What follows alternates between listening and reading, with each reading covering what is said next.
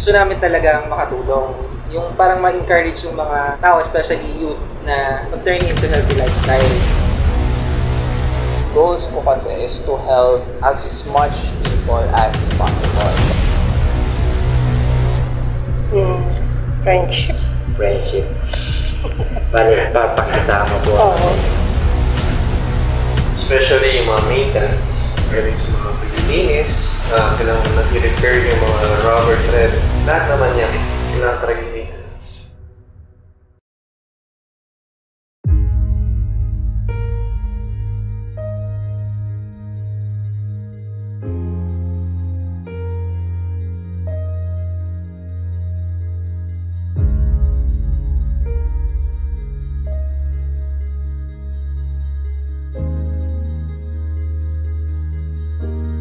Sa first operation niyo po, sa pag-start niyo ng business na meron po ba kayo na naranasan ng struggle? Actually, meron naman talaga. Kasi nag-open ang Anytime Fitness during kina-close natin ang establishment during the pandemic. Ang struggle ng una, first month talagang wala nag-gym. Kasi na bagong gym ka. So ngayon, bayan na lang. People na lang sasabi, uy, may gym doon, uy, may gym dyan, uy, maganda yung gym doon. Sa ganun na lang. Seasonal talaga siya na masasabi. Kumbaga, meron kasing season na maraming nag-gym, meron season na wala. Like ngayon, summer season, medyo kukonti. So, babalik yan mga December, gano'n. So, seasonal business siya, so kailangan consistent yung marketing. Pagkuha ng clients. Kasi, getting started. Pagka sa simula, as in wala talaga. Mahirap mamanap ng customer. Sa pagmamanage nyo po ng pera, meron din po ng pera ng kinikita nyo po sa gym or meron po ba kayong struggle? Siguro nung pandemic lang. Nung wala naman ng pandemic, okay lang. Napapaikot naman natin ng tama. Pero nung nag-pandemic kasi nakakakuha na ako sa savings ko ng pera talaga pambayad. Kumbaga sa mga dapat bayaran sa gym. Kasi kunyari pagka hindi sa'yo yung pwesto. Maganda kasi pagka magtatayo ka ng gym, sa'yo yung lupa, sa'yo yung building, sa'yo yung pwesto. So, ang isa sa mga pinakamalaking cost mo pagka nag-run ka ng gym is yung rent. Tapos hindi naman pwedeng hindi ka mag-skip ka doon kasi may kontrata ka na kunyari. Ang lease mo is 1 year. May tao or may customer ka o wala, babayaran mo yung lease mo. Kalog kasi ng 1 year, mayroong buwan niya na mapakahina. Kailangan ready ka roon. Tanda ang negosyo ng business, basta marunong mag-sipin. Dito mo na kasi. Maganda ang kita ngayong buwan na to, kailangan. Yung tabi ka rin, hindi yung gaming gasto. Bali yung sa financial po, wala po kayong naranasan na... Wala na talaga. Kung saan natin, sa financing natin, meron kaming bookkeeper. Sila ang bahala sa BIR, kaya hindi na. Kasi mahirap. Wala po kayo. Mahirap eh.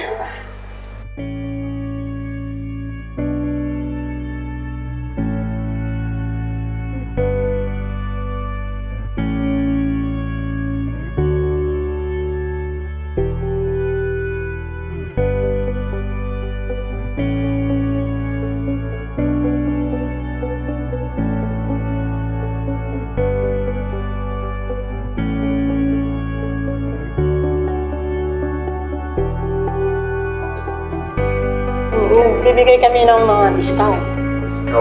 Saka voucher sa estudyante. Kung halimbawa, pag estudyante, discounted ka ng 20 pesos.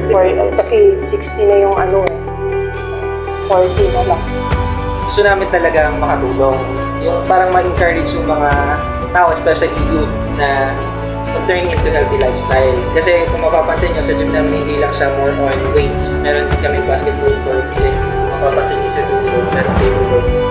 Actually, sila yung stay dito kasi nang gusto nila kung paano yung time sa mga staff namin. Unawa, yung cleanliness sa gym, pangatlo, yung community na group na dito. Kasi yan, nag-group ng community, ng staff, tsaka ng members namin. Ako lang yung pinakamurang gym sa Orion. Yan na lang. Hindi ko na siya tinaas. Yung iba kasi nagtataas na eh. Ako hindi. Ayan pa rin yung price natin para yung mga estudyante kaya pa rin. Basta gusto mo kasi ginagawa mo, hindi mo maiisip yung mga struggle.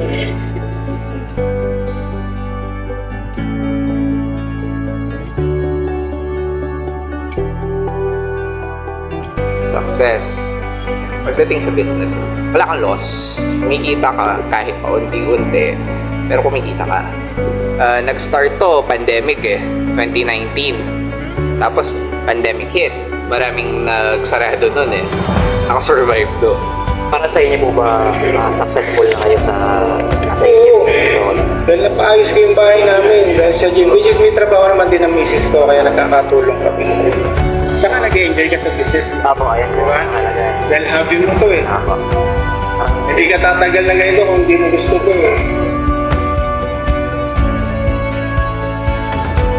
Kasi nakapagpagawa pa rin kami ng tindahan. Ayun, nakapagpas ng sari-sari store.